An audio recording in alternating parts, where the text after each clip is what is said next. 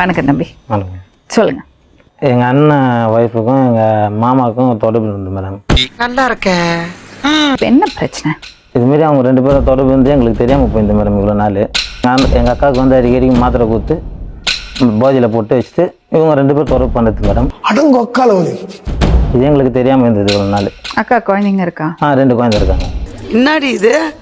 நீங்க நம்புறீங்களா உங்க புருஷனுக்கு அந்த மாதிரி தொடர்பு இருக்குன்னு? நான் நம்பல, முன்னாடி நான் நம்பல. ஆனா இப்போ வந்து ஃபோன் ரெக்கார்ட்லாம் வச்சு நம்பினேன். சார் இவனை என்ன பண்ண சார்?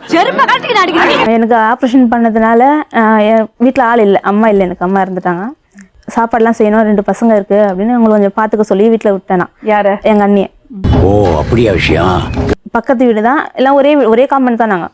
சரி அவங்க பார்த்துக்குவாங்க அப்படின்னு சொல்லி விட்டேன். பார்த்துக்கோன்னு சொன்னதுல அவங்க தப்பா இது பண்ணிட்டு இருக்காங்க. ஓஹோ, கதை இப்படி போகுதா? அதுக்கப்புறம் பேச அவங்க ஆமா நான் விஜயனா கூட தப்பு பண்ணிட்டேன் அப்படின்னு, அந்த குழந்தை அவரது தான் அப்படின்னு அவங்க சொன்னாங்க. எவ்வளவு கேவலமான பிறவிங்க இல்ல நம்ம.